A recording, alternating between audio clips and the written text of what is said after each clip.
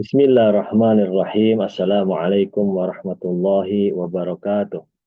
Wassalatu wassalamu ala sayyidina wa maulana wa habibina abil qasim Muhammad wa ala alihi at-tayyibin at-tahirin al-ma'sumin. Alhamdulillahi rabbil alamin. Kita sudah menginjak dalam pertemuan yang mungkin pertemuan terakhir. Ini pertemuan yang ke-12 ini. Insyaallah di Al-Mustafa Open University ini kita membahas ya mengenai masalah kelanjutan daripada ta'arud adillah. Yang dimana pembahasan sebelumnya kita telah masuk ke dalam pembahasan pengutamaan di antara murajjihat.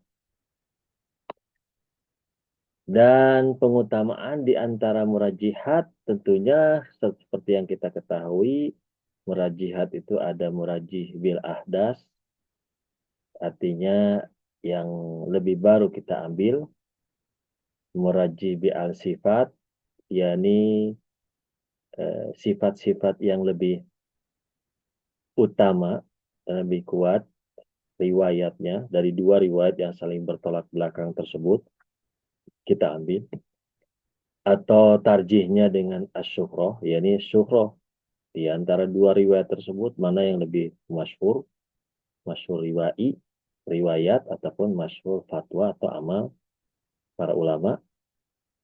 Yang keempat adalah tarjih bimuafiqatil kitab, yaitu tarjih yang dimana sesuai dengan kandungan Alkitab ataupun sunnah qat'iyah, karena kaidahnya adalah Alkitab dan sunnah qat'iyah. Yang kelima adalah tarjih bi al-mukhalafati al-ammah. Mukhalafatil ammah yang tidak sesuai dengan kebijakan madhabul ammah.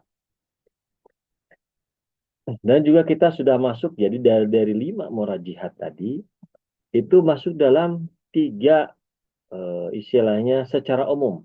Ya, 3 bentuk secara umum. Pertama, murajihat dikarenakan sudur. Kedua, murajih dikarenakan jihad al-sudur. Dan yang ketiga adalah murajih dikarenakan isi kandungannya. Dan tentunya di sini saya jelaskan lebih detail mengenai masalah 3 apa istilahnya bentuk daripada murajihat ini.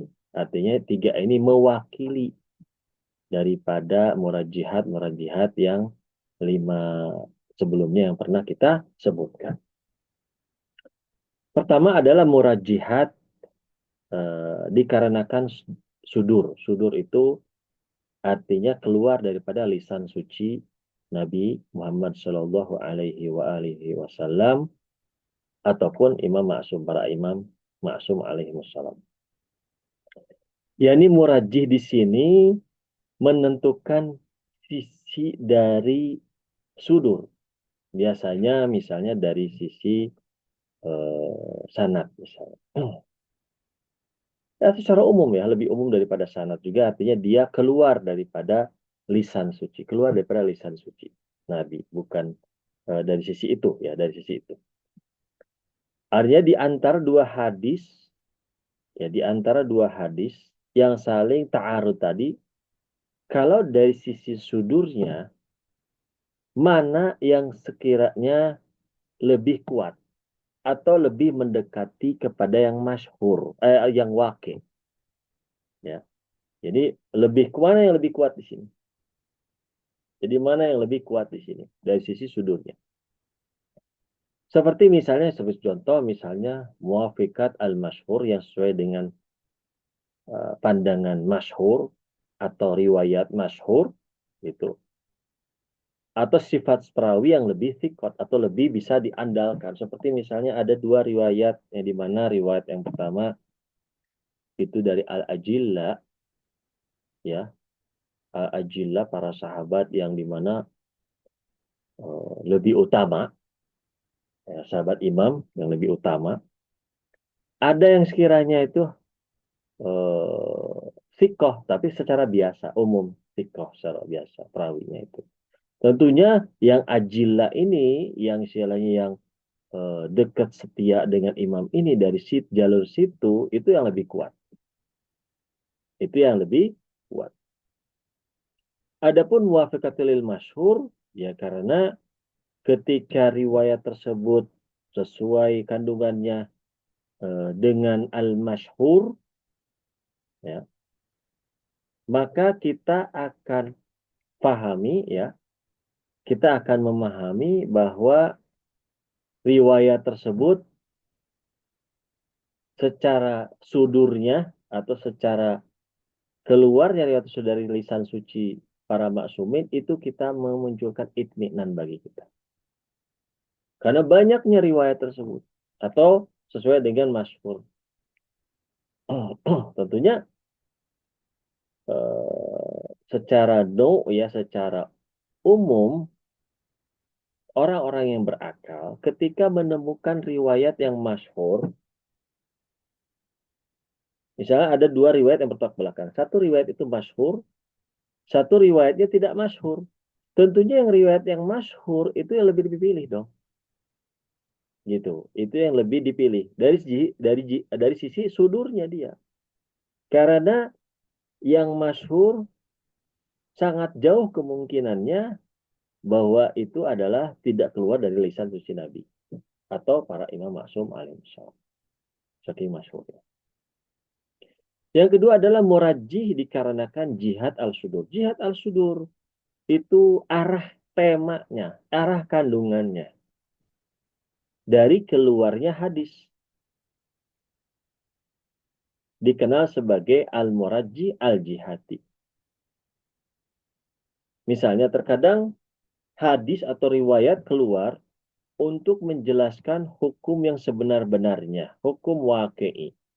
Yang dimana hukum waqi'i tersebut harus dilaksanakan oleh mukallaf.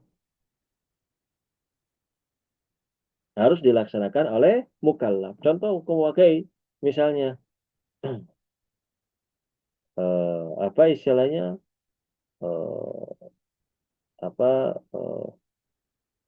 sholat misalnya, sholat dengan tangan yang lurus misalnya, misal seperti itu. Hukum waqi'i menurut madhab Syiah itu adalah hukum yang sebenarnya harus dilaksanakan. Terkadang juga untuk menjelaskan bukan hukum waqi'i atau hukum yang sebenar-benarnya harus dilaksanakan, tapi untuk takiyah.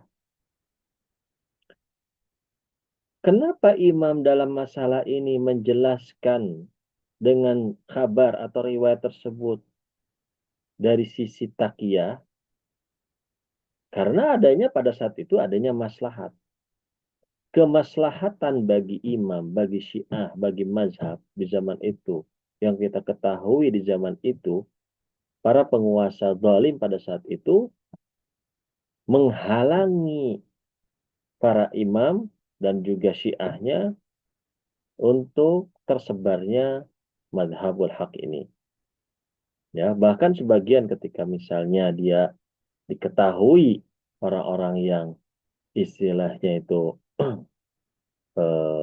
orang-orang yang Syiah yang bertolak belakang kebijakannya atau hukumnya dengan penguasa pada saat itu, maka bisa diancam penjara atau diancam pembunuhan. Oleh sebab itu, untuk menghindari doror kepada imam dan para Syiahnya, imam menjelaskan dengan cara takiyah, menyesuaikan riwayat tersebut, kabar tersebut, ya kandungannya sesuaikan dengan siapa? Dengan kebijakan para penguasa pada saat itu. Contohnya misalnya kabar atau riwayat yang menceritakan hukum yang sesuai dengan hukum mazhab al-ammah. Misalnya begitu. Dan ketika dua kabar yang dimana salah satunya menyalahi, itu yang saling bertolak belakang, dan salah satunya menyalahi madhabul ammah, maka itulah yang diambil. Seperti yang dalam pembahasan sebelumnya. Pernah kita bahas mengenai masalah itu. Artinya dari sisi jihad atau dari sisi arah temanya itu, dia dalam kondisi takiyah. Yang ketiga adalah muraji dikarenakan isi kandungannya. Bukan dari sisi sudur, bukan dari sisi arah tema, tapi dari sisi tema atau isinya, muhtawanya. Sering dikatakan dengan al-murajjih al-madmuni. Jadi temanya. Seperti misalnya mengambil riwayat yang sesuai dengan kandungan Al-Quran atau As-Sunnah. Ketika dua riwayat yang saling bertolak belakang, atau saling ta'arud, mana riwayat yang sesuai dengan kandungan Al-Quran. Ini dilihat dari sisi tema, tidak melihat dari sisi sudur. Ketika temanya ini sesuai dengan Al-Quran, maka itu dia ngambil. Gitu. Walaupun nggak masyhur, misal, tapi dia ambil. Gitu. Menurut Murajjih dengan Madmuni ini. Oleh sebab itu, kabar yang dimana salah satunya lebih sesuai dengan Al-Quran, maka kandungannya sesuai dengan Al-Quran, maka sebenar-benarnya dia itu adalah mendekati hukum waqi'i, mendekati hukum yang sebenar-benarnya harus dilakukan oleh para mukallaf. Daripada riwayat yang lainnya yang bertolak belakang dengan riwayat tersebut yang tidak sesuai dengan kandungan Al-Quran. Contohnya nih. Jadi tiga hal ini, jihad suduri, murajih sudur, dikarenakan sudur atau jihad suduri, ataupun dengan isi kandungan, menjadi hal yang dibahas oleh para ulama, mana yang harus didahulukan. Ya kan? Mana yang harus didahulukan. Pengutamaan di antara murajaat. Pengutamaan di antara murajaat. Tapi sebelum ke sana, di dalam pembahasan yang sebelumnya, ya ini mana yang harus lebih dulu dalam masalah ini, itu terjadi beberapa pendapat. Ya kan? Saya tidak meneruskan di sini karena kurang diperlukan, tapi secara isyarah saja, sebagian mengatakan bahwa sudur yang pertama yang harus didahulukan ketika misalnya dua riwayat yang saling bertolak belakang, yang satu dari sisi sudur, yang satu misalnya dari sisi kandungan, isi kandungan. Yang ketiga, mana harus didahulukan? Yang dosa adalah yang sudur. Sebagian pendapat demikian. Sebagian pendapat enggak, justru kandungan yang harus didahulukan. Sebagian pendapat enggak, justru jihad al-sudurnya harus didahulukan. Ketika dua riwayat, yang satu misalnya sesuai dengan dari sisi jihad al-sudur, dalam sisi takiyah, yang satu misalnya dari sisi sudur, duanya bertolak belakang. Mana? Sebagian mengatakan jihad al-sudur itu harus didahulukan. Itu beberapa pendapat yang sebagai tambahan ya dalam penjelasan ini, para ulama berbeda pendapat dalam mana yang harus didahulukan dari pembahasan ini. Nah, pengutamaan di antara murajihat tadi, sebelumnya yang pernah kita sebutkan, baik itu dari sisi sudur, ataupun dari sisi jihad as-sudur, ataupun dari sisi madmun atau isi kandungannya, kita bisa melihat dari dua sisi secara umum. Terkadang dengan ketiga hal itu didasari dengan nas. Seperti misalnya nas Maqbula Ibni Handalah. Nas itu banyak ya. Misalnya nas tentang Maqbula Ibni Handalah, ada di sana ada mengenai masalah jihad madmuninya ada, menjelaskan mengenai masalah sudurnya ada di sisi sudur, menjelaskan dari sisi jihad sudurnya, takiyah juga ada. Jadi lengkap dalam Maqbula Ibni Handalah. Oleh sebab itu saya tuliskan sebagai contohnya. Jadi dalam riwayat tersebut ada misalnya mengenai masalah mengambil ya mukhalafatil amma, ada mengenai masalah itu kan berarti jihad al-sudur takiyah. Ada yang mengambil dari yang muwafaqatul Quran, yaitu atau apa? Yaitu berarti apa? Berarti madmuni. Ada yang mengatakan dia yang lebih adil, yang lebih afqah, yang lebih faqih, itu berarti dari sisi sudur atau syuhrah, di situ pun dari sisi sudur. Itu ketiga sisi itu disebutkan berdasarkan nas, masalahnya Maqbula Ibni Handalah. Jadi ketiga-tiganya suduri, jihati, madmuni disebutkan di sana. Tetapi tidak secara jelas riwayat Makbulah Ibni Handalah tersebut menjelaskan secara secara tertibnya, urutannya, mana harus dahulukan antara suduri, jihad suduri atau matmuni. Enggak dijelaskan di sana. Tidak ada penjelasan mengenai masalah urutan mana yang harus didahulukan. Walaupun pengutamaan syuhra menurut pendapat Alamah Mudhafar itu terlihat di dalam riwayat tersebut. Jadi dengan berbagai macam ya pengutamaan syuhroh dari segala macam ada yang ada di sini. Syuhroh bagian daripada sudur, tapi tidak seluruh sudur. Seperti sudur-sudur itu seperti apa? Yang lebih afqah, sanad dan sanad, yang lebih adil, yang lebih apa sifat-sifat sanad yang lebih kuat. Menurut Al-Mudhafar itu pun dari sisi sudur, tapi itu tidak bisa dijadikan sebagai sesuatu yang bisa diutamakan. Istidhar Al-Mudhafar. Tetapi syuhroh terlihat dalam riwayat tersebut bisa diutamakan. Misalnya, satu jihad suduri, yakni syuhroh. Tapi tidak semua suduri ya. Tidak semua dari sisi sudur, afwan. Bukan jihad suduri. Tidak semua dari sisi sudur. Misalnya, salah satunya syuhroh. Yang satu misalnya dari sisi madmuni atau misalnya atau dari sisi jihati, misalnya dari sisi mukhalafatil amma, dua riwayat yang bertolak belakang, maka yang syuhra yang didahulukan. Karena menurut pendapat Al-Mudhafar ini, yang syuhra ini yang lebih bisa kita ambil. Tapi tidak semua syuhra kan bagian daripada suduri. Tapi tidak semua suduri yang kuat untuk bisa diambil. Itu yang menurut istidhar yang bisa dipahami oleh Al-Mudhafar dalam riwayat Maqbulah Ibni Handalah bahwa syuhra memang harus diutamakan. Tapi tidak mengatakan bahwa suduri harus diutamakan, tidak. Walaupun syuhra bagian daripada suduri, tetapi tidak semua suduri itu harus diutamakan. Tapi syuhra memang harus diutamakan menurut pendapat Alamah Mudhafar. Yang kedua ada berdasarkan kepada selain nas. Kalau tadi nas, ya kan, untuk menentukan urutan bagaimana apa yang harus lebih dulu untuk diambil, pertama dengan nas. Ya, ini misalnya Maqbulah Ibni Handalah yang lebih lengkap di situ ada. Cuman hanya tidak menyebutkan tartib atau urutan saja. Yang kedua berdasarkan kepada selain nas. Ini bukan kepada riwayat, bukan kepada ayat, bukan kepada riwayat. Maka apakah kita memiliki kaidah dalam mengutamakan salah satu dari bentuk murajihat ini? Jawabannya adalah kita tidak memilikinya.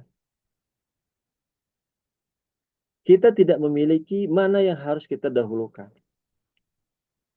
Ya, karena kita tidak kepada selain nas, kita merujuk kepada selain nas. Berarti harus punya kaidah al-asal atau apalah, kaidah akli atau segala macam. Tetapi menurut Alamah Mudhafar, walaupun kita tidak memiliki kaidah yang pasti, tetapi manat atau parameter atau nilai ya yang ada di antara murajihat tersebut yang menjadi titik tolak untuk dijadikan sebagai pegangan. Ya. Karena apa?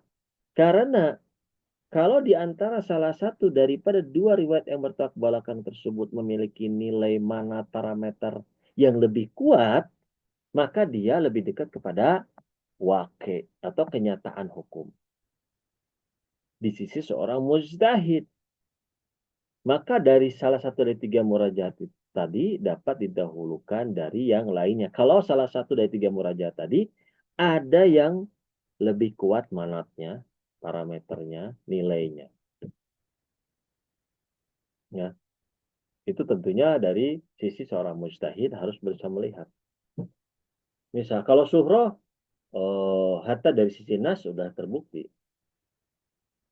Kepada selain daripada nas juga kita bisa katakan bahwa syuhroh minimal dari sisi nilai manatnya memiliki martabah yang istilahnya menunjukkan dan menghasilkan bagi mukallaf atau bagi orang-orang yang berakal ketika riwayat itu masyhur, itu memunculkan itminan bagi dia bahwa ini tidak mungkin tidak keluar daripada hadisnya daripada Imam alaihi wassalam. Jadi pasti ini keluar daripada Imam alaihi wassalam, dari lisan suci Imam para Imam alaihi wassalam.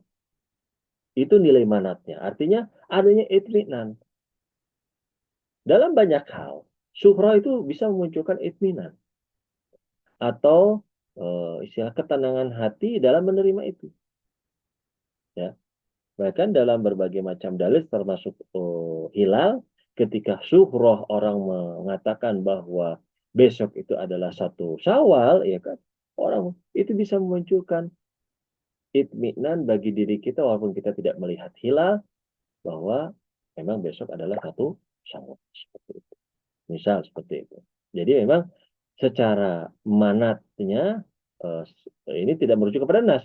Itu bisa memunculkan itminan kalau ada sisi. Itu sebagai salah satu contoh. Apakah sisi yang lain, contoh misalnya muwafaqatul lil kitab atau sesuai dengan kandungan kitab, itu pun bisa. Itu ada manat yang lebih kuat. Mana yang lebih kuat antara surah dengan muwafaqatul kitab itu adalah pembahasan yang harus dibahas lebih tafsir lagi, bukan dalam pembahasan yang ini. Jadi mana manat yang lebih kuat, mana nilai parameter yang lebih kuat. Adapun ketika misalnya seorang mujtahid, seorang faqih, ketika bertemu dua riwayat, yang satu murajihatnya suduri, yang satu murajihatnya jihati, yang satu murajihatnya madmuni, misal seperti itu misal. Manat tidak menemukan manat atau manatnya seimbang, nilainya seimbang, kekuatan parameternya seimbang. Maka dalam masalah ini tidak ada jalan lain adalah tasaku. Dua-duanya gugur. Karena tidak bisa kita memilih salah satunya.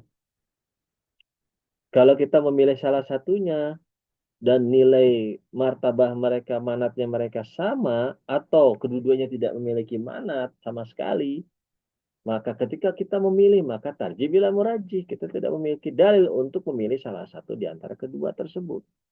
Jadi memilih pun harus memiliki dalil. Salah satu dalilnya adalah kekuatan daripada manat tadi.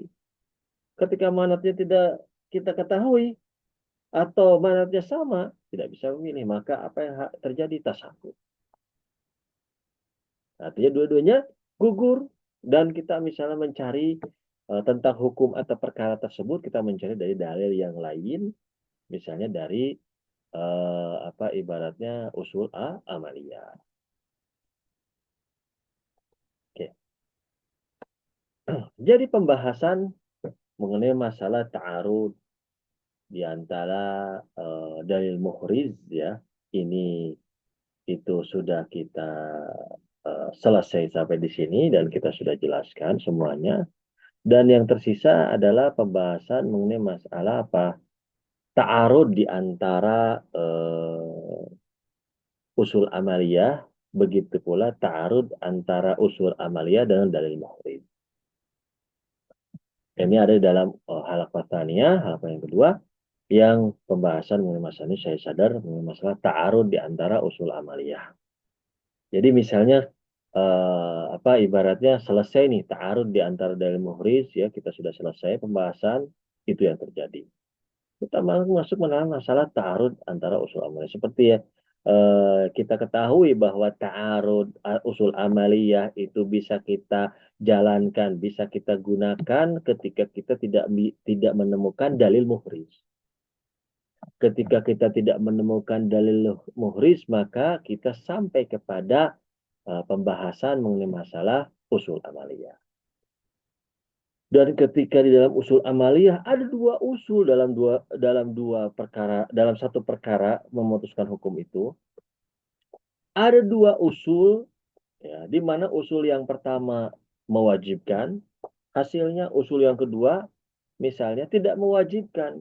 Maka ini terjadi ta'arud di antara usul amaliyah. Mana harus didahulukan?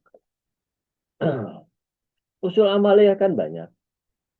Ada istishab, ada baro'ah syariah, ada baro'ah, ada asalatul istighfar syariah akliyah. Dan kita akan menjelaskan secara detail terjadinya ta'arud di antara hal itu semua. Ini di antara contoh-contoh daripada usul amaliyah. Yang pertama, tentunya yang pertama adalah ta'arud baro'ah syari'iyah dengan asal istighal akliyah. Perlu kita ketahui bahwa di dalam kitab Halaqah Tsaniyah, kita ketahui bahwa baro'ah itu kan ada dua. Ada baro'ah akliyah, ya. Ada baro'ah syar'iyah. Baro'ah akliyah itu yang diambil oleh masyhur fuqaha yang mengatakan secara akal maula atau syari' tidak mungkin mengiqab atau mengazab seseorang yang tidak sampai kepadanya dia adalah taklif atau keterangan. Itu akal. Tetapi menurut pendapat Syahid Sadar, ya, bahwa yang dalam tataran akal itu justru asal istighal. Artinya ihtiyat secara akal itu yang harus dilakukan. Tetapi secara syar'i itu baro'ah yang harus dilakukan. Itu menurut Syahid Sadar. Ya. Nah sekarang terjadi ta'arud dalam suatu perkara, dalam suatu penentuan satu hukum, terjadi ta'arud antara ta'arud baro'ah syar'iyah dengan asal istighal akliyah. Kalau asal istighal syar'iyah tentunya para ulama masyhur di zaman sekarang ini tidak menggunakannya, ya, dalam masalah. Nisbah antara baro'ah syar'iyah. Baro'ah syar'iyah adalah apa? Rufi'a an ummati la mala, ya, atau rufi'a an ummati mala. Di sini kalau misalnya ini kita uh,